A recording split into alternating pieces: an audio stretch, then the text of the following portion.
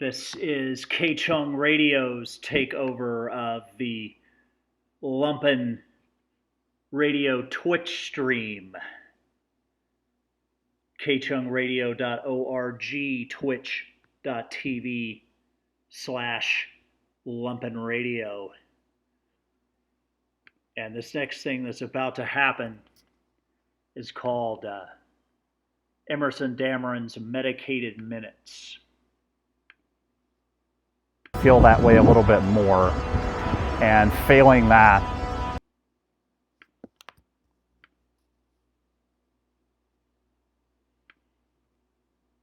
clothing.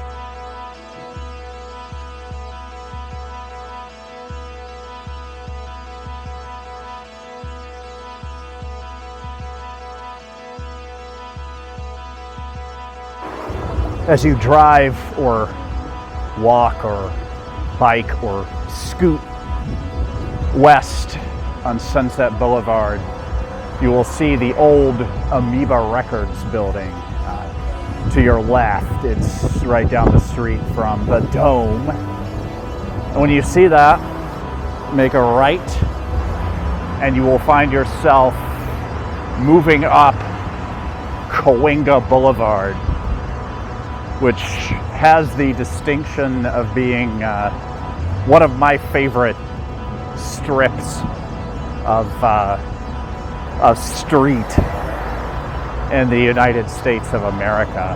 I love it here. I've been walking up and down Cahuenga for many years. I always come here when I'm either feeling open and optimistic and ready to receive the guidance of the universe, or I'm really not feeling that way, and I would like to feel that way a little bit more, and failing that, I at least want to see a lot of little restaurants and coffee shops and clothing stores and a little bit of sleaze, not like one used to see. Right now, of course, we're in the middle of the pandemic, and the sleaze you see is a little bit different. It's a little bit raw, the sleaze you see now on Cahuenga Boulevard. It's not so much the party sleaze as the barking desperation of hitting bottom in a world where maybe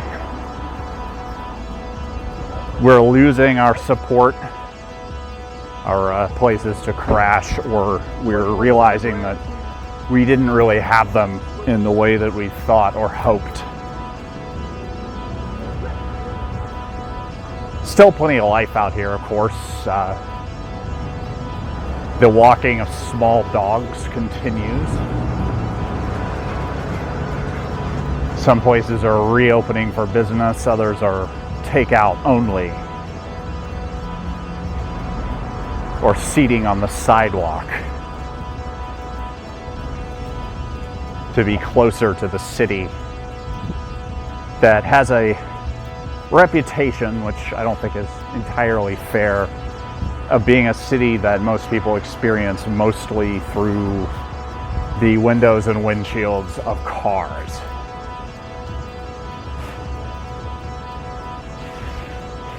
I'm someone who walks in LA. My name is Emerson Dameron. This is Emerson Dameron's Medicated Minutes, production of KChung, KChungRadio.org, 1630 AM. In Chinatown in Los Angeles, dedicated website medicated-minutes.com. The Velvet Margarita Cantina was one of the first places I enjoyed a drink after I moved to Los Angeles, back when I still drank. It was also the place where one Memorial Day, my brother and my sister-in-law came to town from Chicago and were desperately seeking a place to belly up and watch the Blackhawks play hockey on a wall-mounted TV. And such a thing was proving difficult to find. We looked in most of the bars that were available in the Hollywood area, and the vast majority of them were screening the Lakers game that was going on at the same time. We made it to Velvet Margarita, and my sister-in-law just asked, she was getting desperate at this point, if the bartender could switch the TV over to the Blackhawks game. And the bartender let us know that he was from Philadelphia, the team that was in the process of either winning or losing to the Blackhawks. So he switched it over,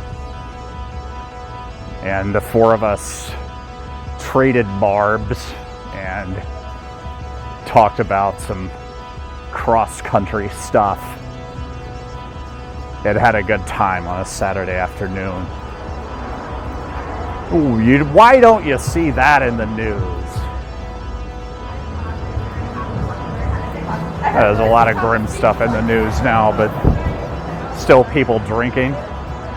This bar has a little porch seating area, which I guess qualifies.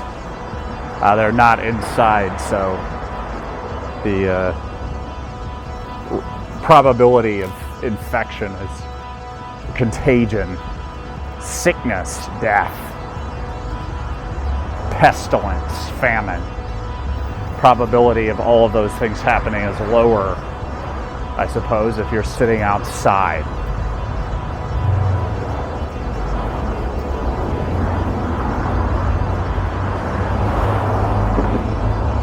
And now we're reaching Hollywood Boulevard, right next to a Popeyes, where one of my friends was flashed by a gentleman. He dropped his pants and exhibited himself to my friend, who was shaken up. My friend is a comedian, and he posted about this on his social media channels because he was sincerely shaken up and disturbed by this experience. And of course, a lot of his friends are comedians, so they just post joke responses and try to outcut and out-mean or out-weird one another. And that's not what he wanted. He wanted someone to say, "I'm sorry that happened to you." And these people were not ready to do that at this time. The comedy switch takes years to perfect, and once it's on, it gets stuck there. You put so much sunk cost into learning how to be funny that you don't want to stop, even if it seems inappropriate.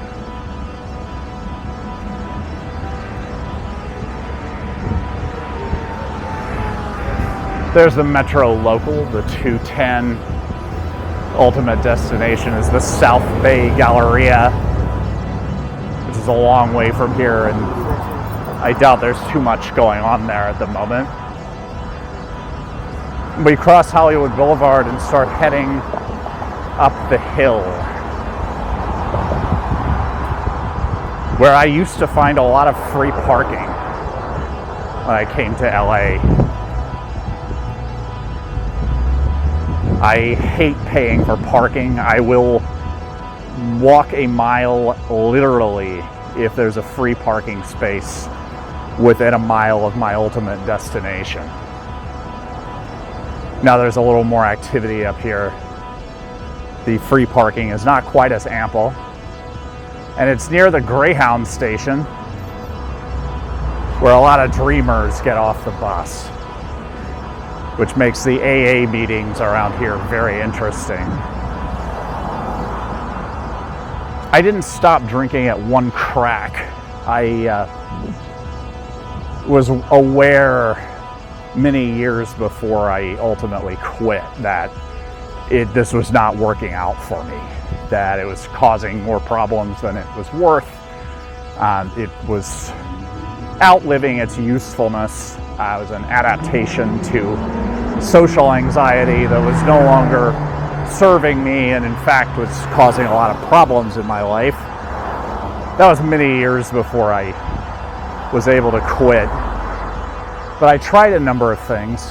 One of them was called moderation management, which is the idea is you can stop drinking so much and go back to a point in your life at which your drinking was sustainable.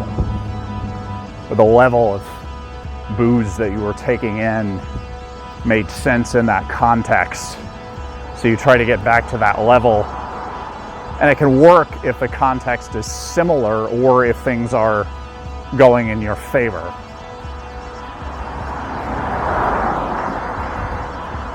I wouldn't say it totally worked for me, but it did not totally fail. The foundation of moderation management, the thing that you have to do first is called doing a 30. And that means you go 30 days dry. You just stop. You don't have a drink for 30 days. I did that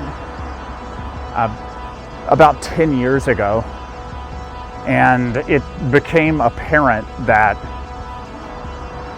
my life was a lot more fun and exciting when I was not drinking. I had become kind of a drinking hermit where I stayed home and drank. I didn't even really bother to go out, and if I had, I would not have been charming because I would have been nearly passed out. So it made more sense to do that at home, which was cut off most of my social contact. When I stopped, I was immediately fired up with inspiration. And I decided to take a week of my life and say yes to everything. And that's how I ended up participating in an art project that was based on a card experiment, card game designed by John Zorn. And I was playing an instrument. And I don't play any instruments. I stopped playing the piano when I was a kid, which every day I deeply, deeply regret. If you're a kid and you're taking piano lessons, keep doing it. I was having so much fun, and then I came into Hollywood because I wanted to walk up and down Cahuenga Boulevard because it's my place of optimism and creativity and receptivity. And I was saying yes to everything, and I wanted to see what came up there so I could say yes to it. And I was walking past the 24-hour newsstand. It used to be 24 hours, now is 0 hours. Hopefully just because of the pandemic. I do hope it comes back, although that business model may be outdated. Anyway, I was browsing the magazines and a camera crew came up and asked me what I thought of Heidi Montag's plastic surgery. Heidi Montag was a public figure at the time who was on a show called The Hills and got a ton of plastic surgery inside of one day. And the number one rule of having a camera on you is that you have to have a strong opinion and express it emphatically. So although I did not particularly care about Heidi Montag's plastic surgery, when I asked my opinion on it, I said, for a fairly attractive 23-year-old woman to have however many plastic surgeries in one day is absurd. And I made it on Good Morning America. And it was probably the closest I've ever been to the burning, immolating sunlight of celebrity, of fame. I got emails from people all over the country that I knew in college or that just saw me on Good Morning America for about 8 seconds, taking a swipe at Heidi Montag. So you can live the Hollywood dream. You just have to be open to it. You have to spend a lot of time on Cahuenga Boulevard. And you just got to be there when the inspiration arrives. Don't overthink it. Don't get caught up in wanting it to be what you want it to be. Just observe and see and feel and know it when it comes into your vista. And that's how Hollywood dreams come true on Cahuenga Boulevard.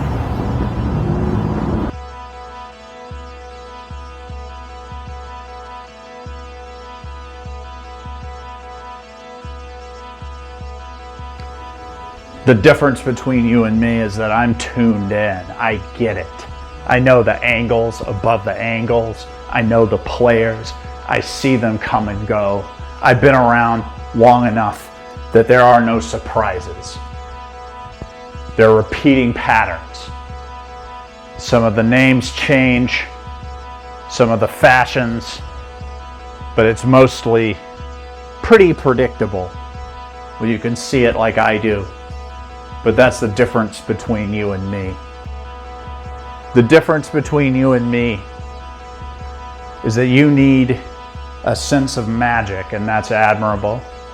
It's a good quality to have, and young people, you should be having fun, making those sexy, risky investments.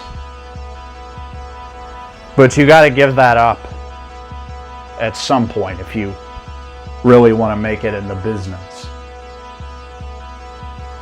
And I know what it is to do that. And I can have fun doing that. I don't even need to have fun to have fun. And that's the difference between you and me. The difference between you and me is that I always keep my ear to the tracks. When I finish a project, it's not over. It's a beginning. It's a resource for new information.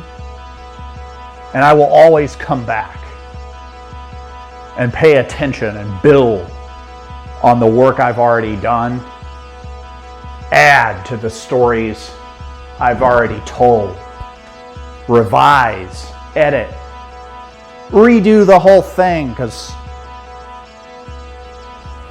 life is not a product. Life is in flux. I make products, but I understand a few things about life that make me a little bit better at making products and make each of my products a little better than the previous one. And I see you trying new things, seeing what works, what doesn't, what gets people clapping, then doing a little bit more of that thing, and doing a little bit more of that thing. Eventually becoming that thing. And then people stop laughing. People stop clapping. Maybe they still do, but you know they're just being polite. And you wonder what happened.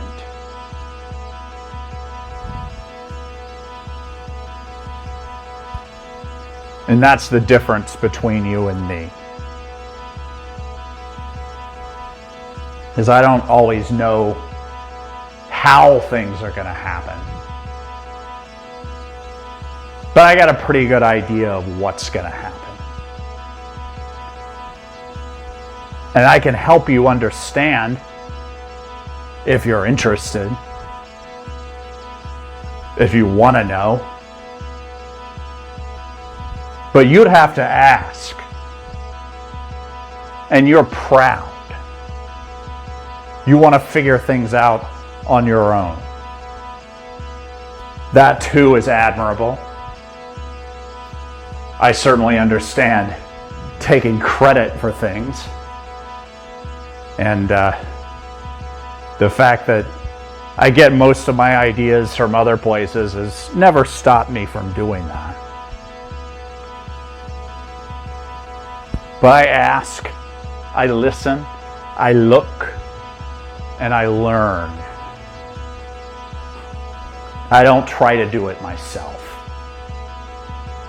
It does itself through me. The work flows through me.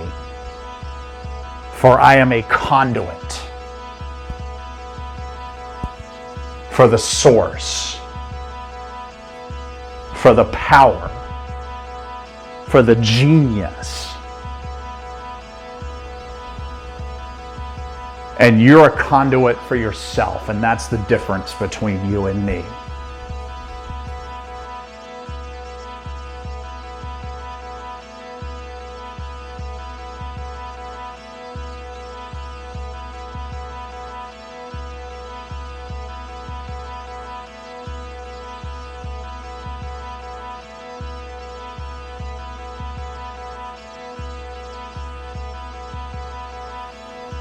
How does it feel to be one of the beautiful people? I can speak to that, seeing as I am one of the beautiful people. Between you and me, it's pretty great.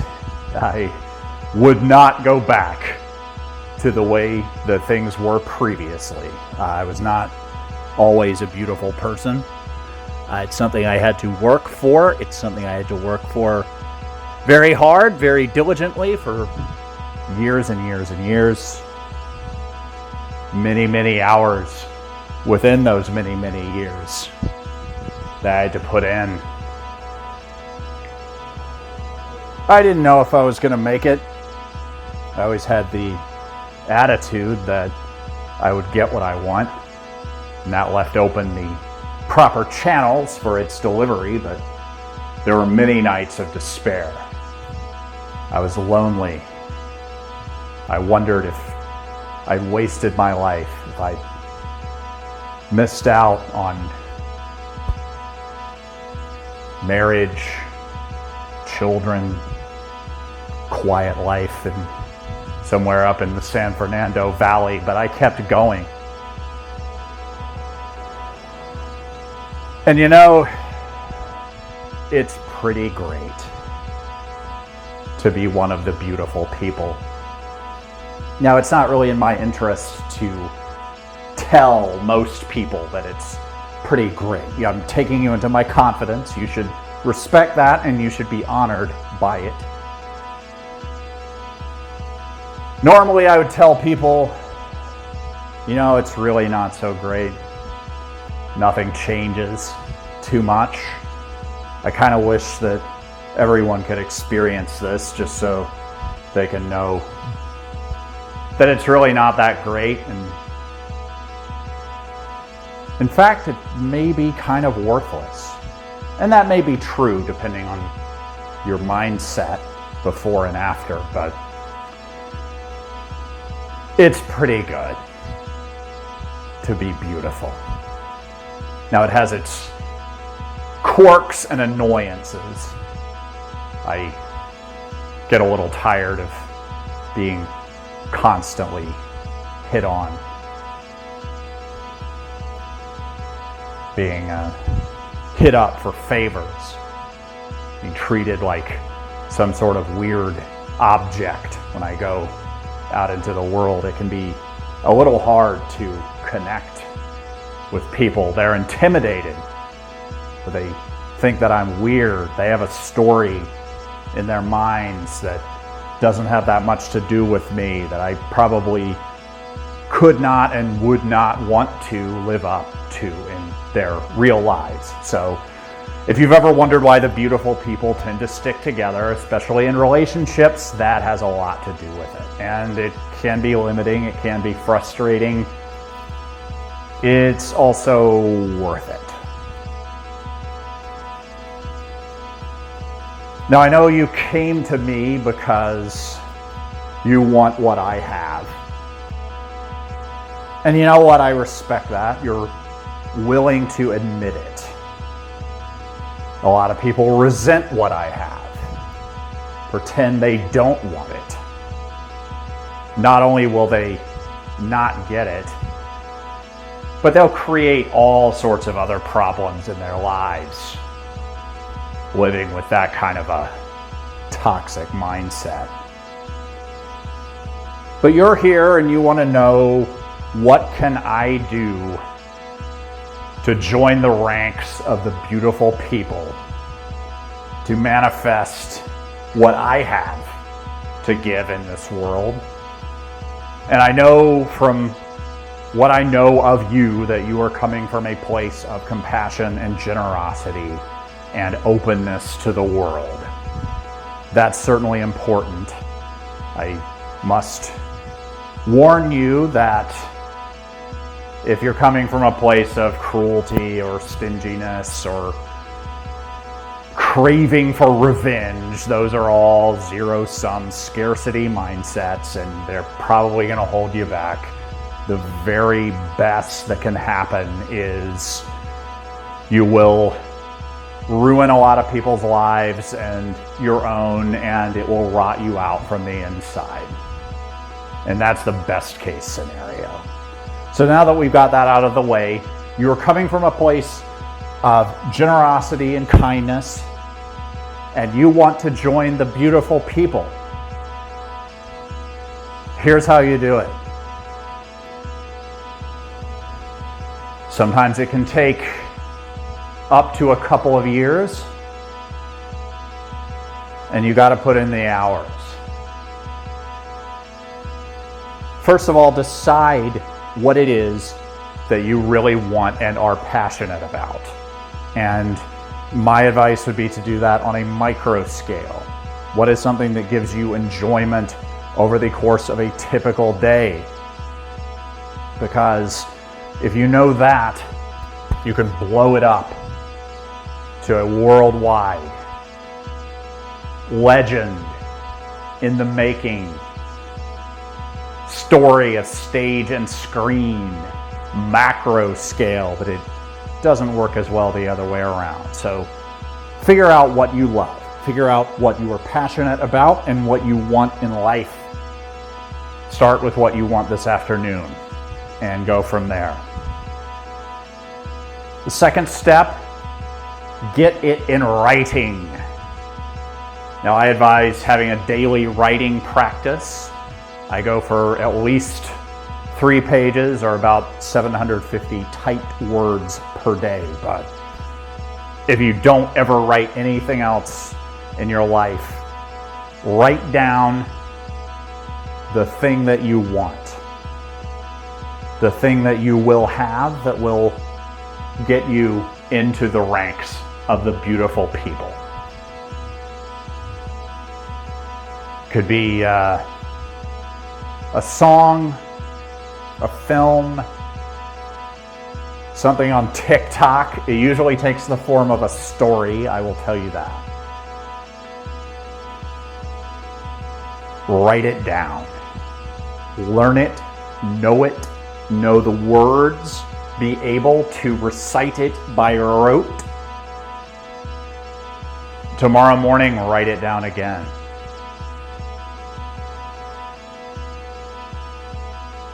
Step 3, choose the period of time in which you plan to achieve this.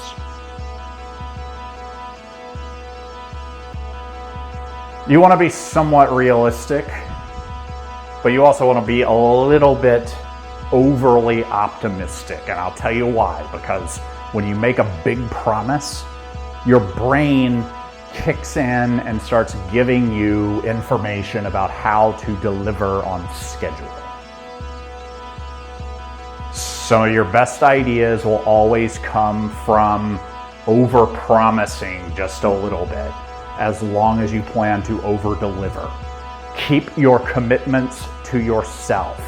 If you don't follow through with what you tell yourself you're gonna do, your brain stops trusting you and the magic will not work.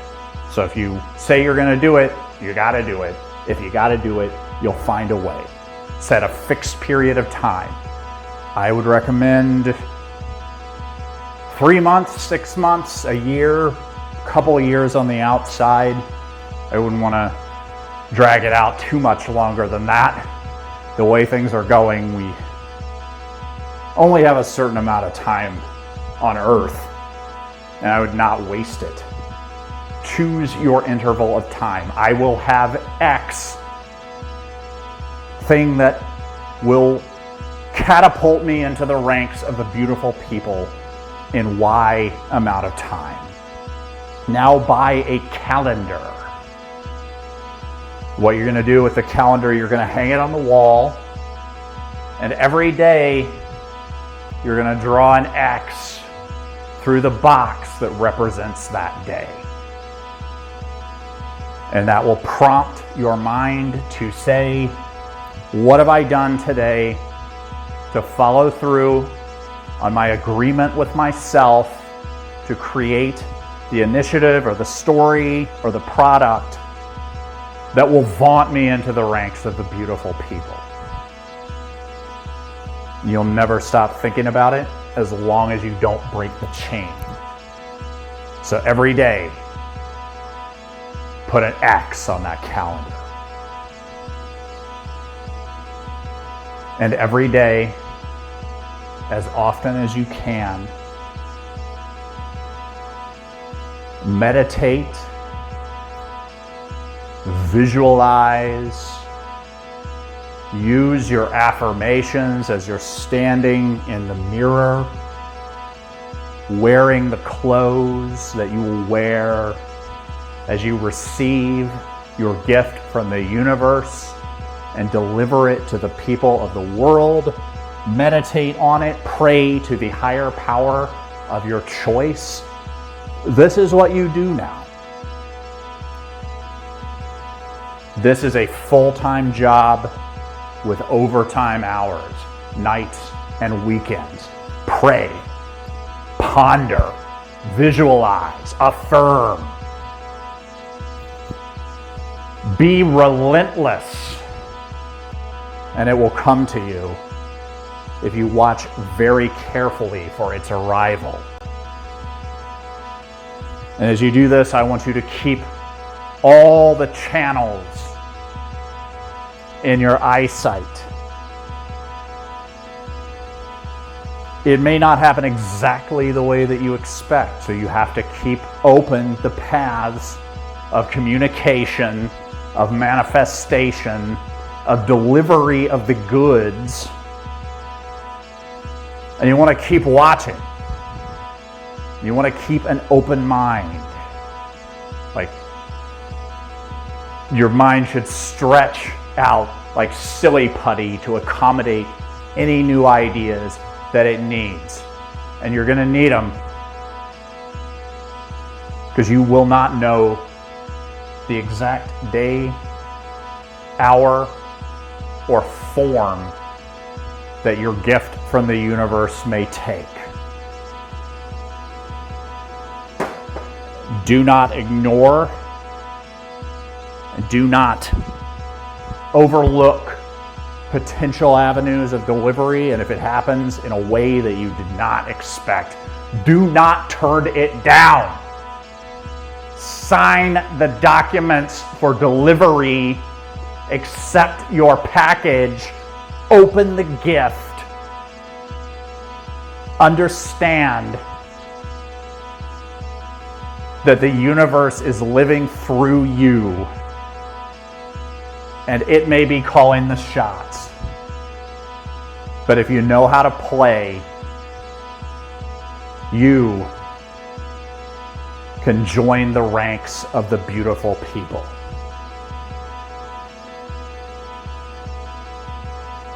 Your needs can be fulfilled. You can experience love and abundance and opportunities, creative, material, sexual, you name it. It's there for you. Because this world we live in is one of abundance. It may not always seem that way. Some games are finite, some games are zero sum. Those are games. The big game is infinite. And when you win, everyone wins. And you may find yourself like a baby in utero with everything you need. Perhaps an inability to conceive of anything that you might want that you don't already have. And that's when you'll find that the one thing missing is freedom. And you can never have total freedom, but you're always going to be seeking it. And in that search is where most of your best work will be done. As you now represent the ranks of the beautiful people.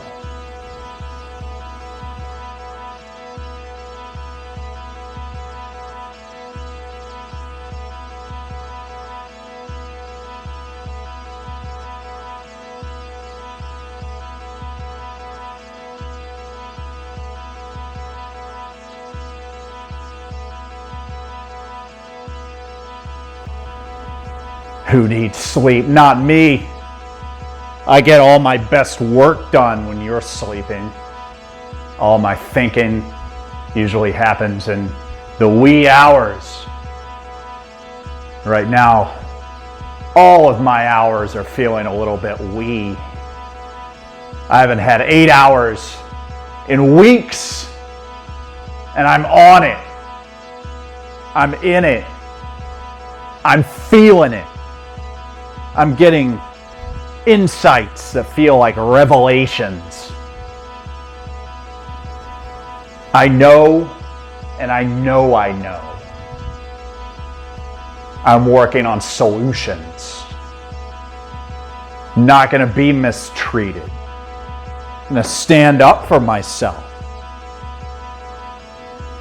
If I'd been sleeping, I never would have figured that out.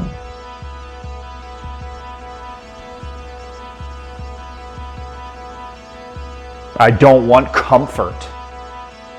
I want reality. I want the truth. I want to know the things that get squeegeed away from the mind in the sleeping hours.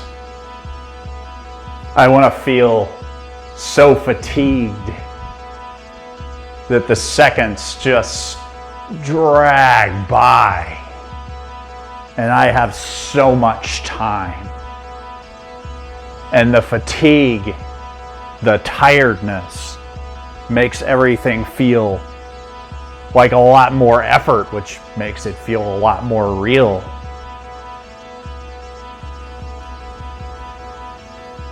There's no half-assing it when you've been up for 3 days straight. You're in or you're out.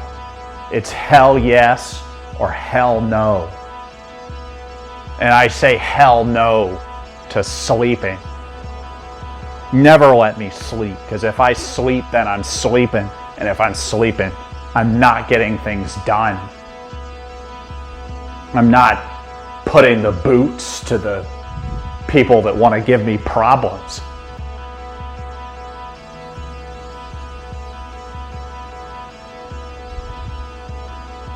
Oh yeah, I'm not drinking water either. I drank a gallon of water about 3 days ago. Now I have no need for it. And even if I did drink it, I don't think I could keep it down, because I'm not keeping anything down right now. The waves of nausea. Feels like I'm on a boat right now. And in a sense I am. Because I can control my own perception of what's going on in my waters. I can edit, I can enhance, I can add madcap comedic elements.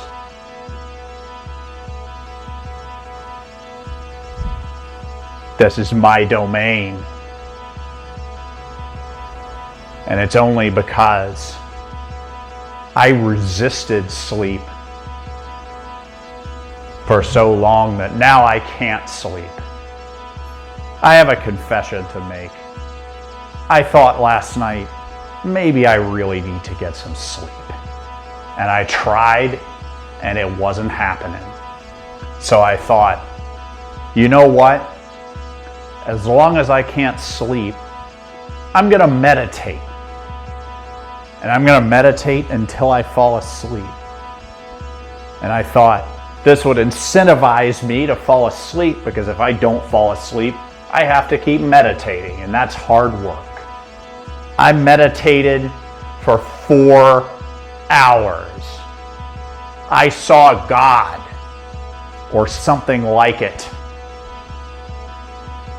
I revisited my childhood. I revisited earlier childhoods that I've forgotten about. That's what I'm doing. If you're sleeping, enjoy that.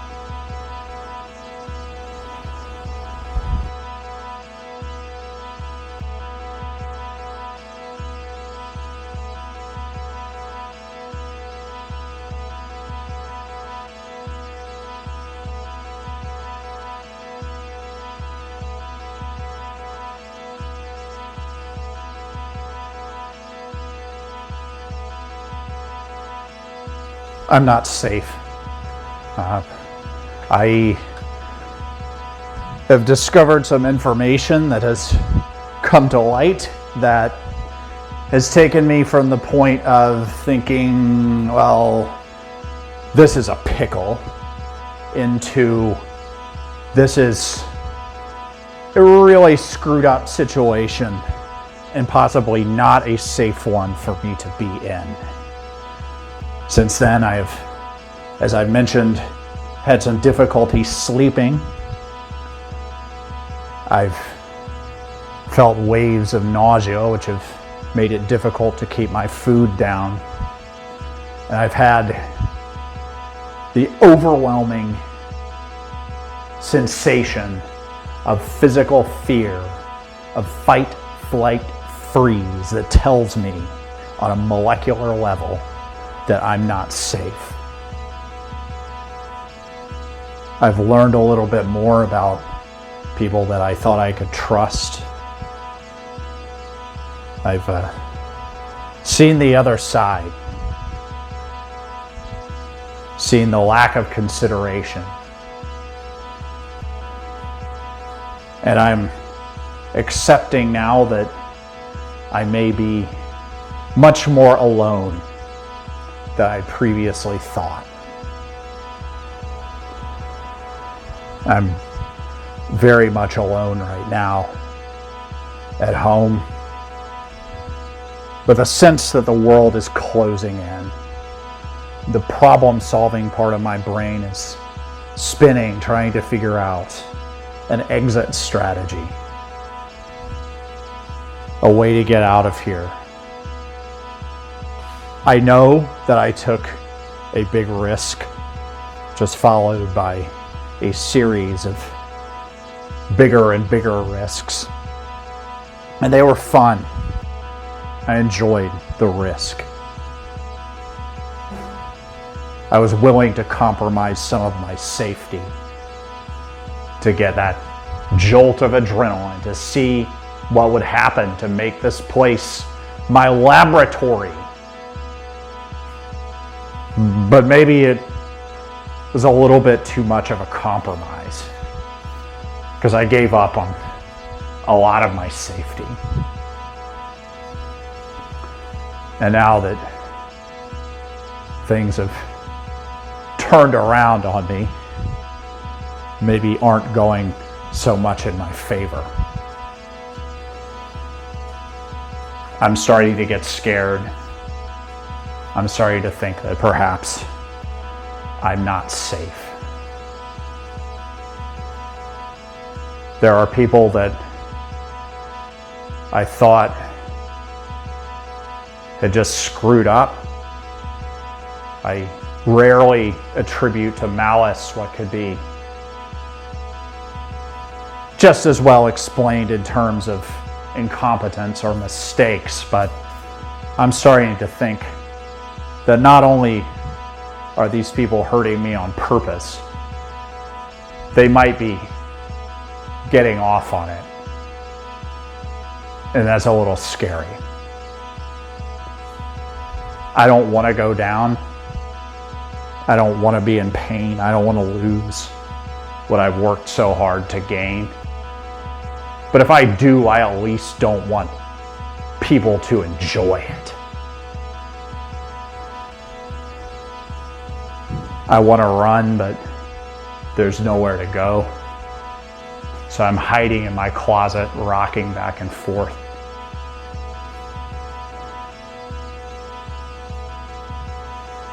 Just shaking until I'm all shook out. But that's not happening. Shakes just keep happening. And it's getting a little harder to deny that I'm not safe. I'm sorry. Please forgive me. Thank you. I love you. Please help me. I'm still here, but I'm not safe.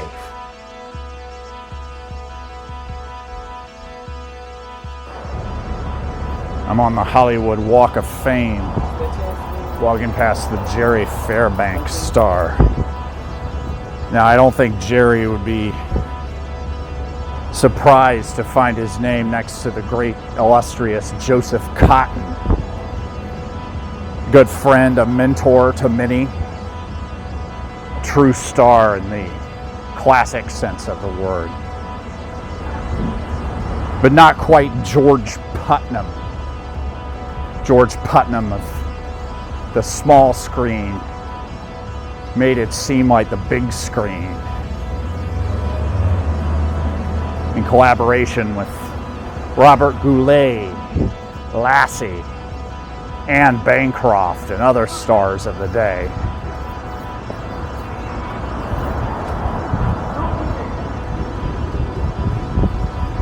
Chris Farley, Andy Devine, Rodney Dangerfield, excellent comic trio, immortalized all together here on the Hollywood Walk of Fame.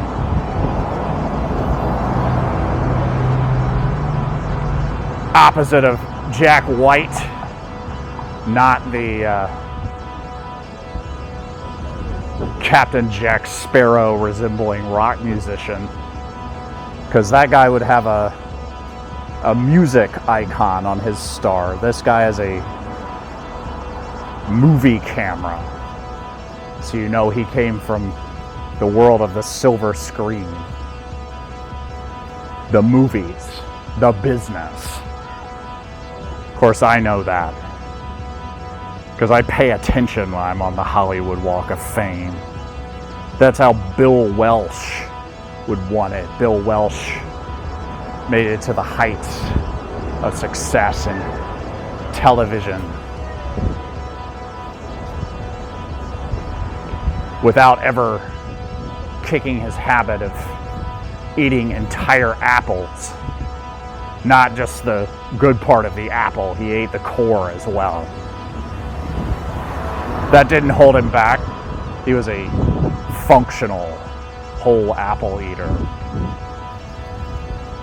A habit that nearly brought down Kira Sedgwick and Kevin Bacon, drove a wedge between them in their relationship, which was healed through the use of pure MDMA in a therapeutic setting, a splash of Jodorowsky's psychomagic, and a whole lot of patience and kindness and dedication to rekindling the attraction that is the foundation of good romantic relationships, no matter how long they've been going on.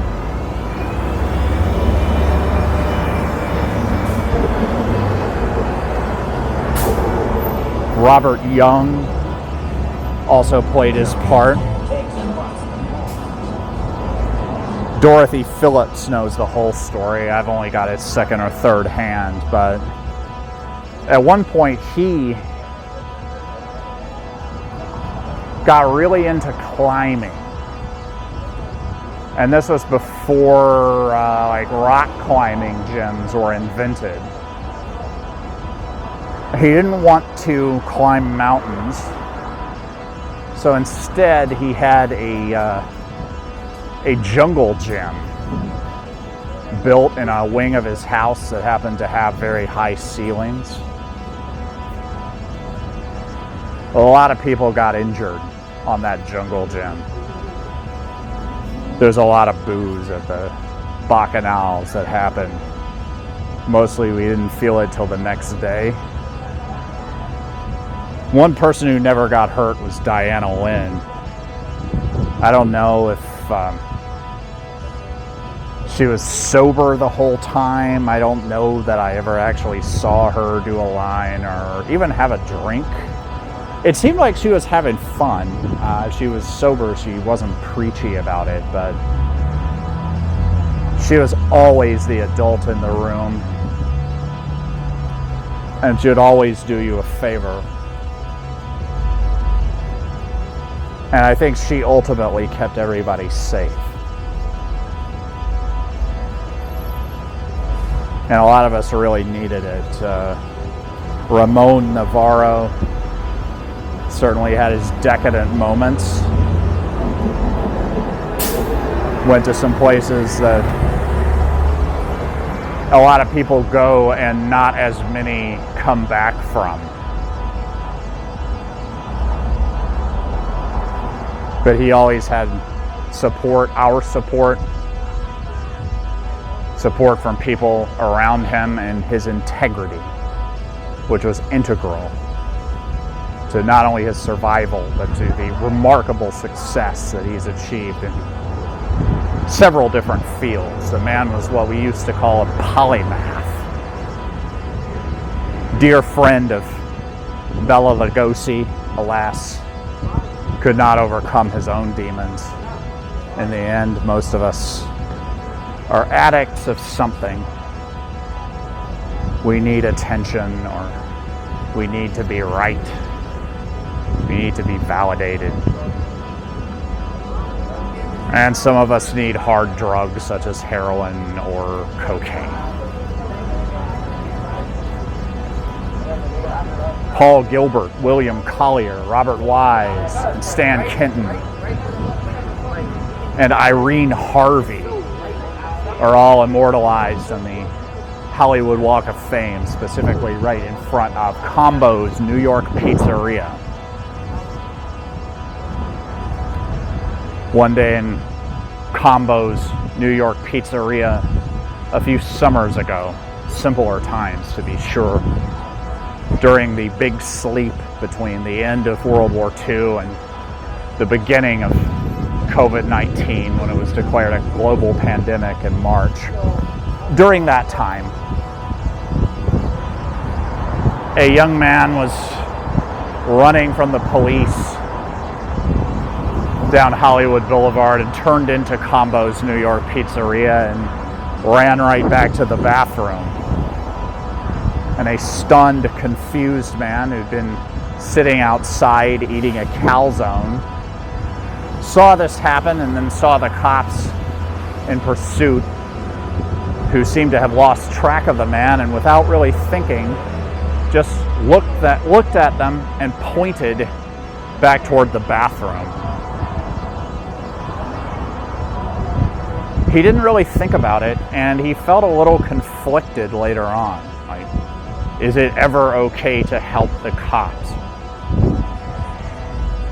It depends on how much you love New York pizza and calzones and salads and the other offerings available at Combo's New York Pizzeria on Hollywood Boulevard, on the Hollywood Walk of Fame, where Henry Rollin, James Mansfield,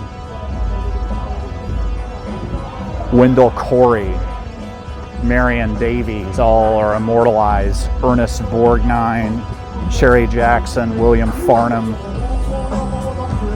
William Frawley, Humphrey Bogart, some of them dead, some of them still alive for the time being. Nothing is forever, nothing is permanent.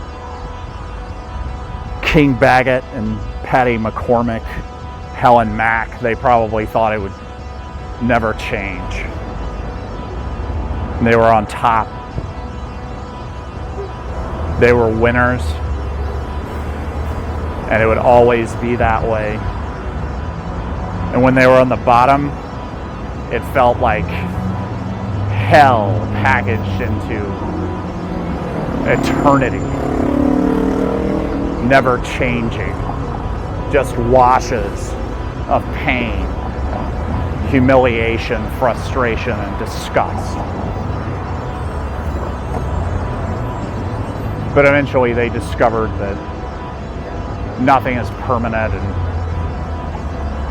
how we treat each other is what really matters. I'm Emerson Dameron. This is Emerson Dameron's Medicated Minutes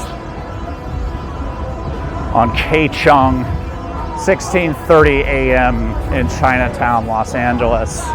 KChungRadio.org. Site for the show is medicated-minutes.com. The little loop-de-loops in the background are courtesy of Chris Rogers.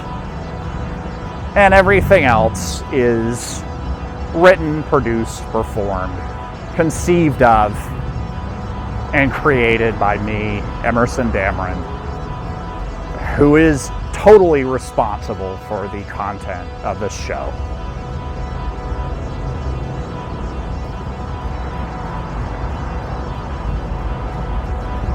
Live your Hollywood dream. Take care of yourself and the people around you. Levity saves lives.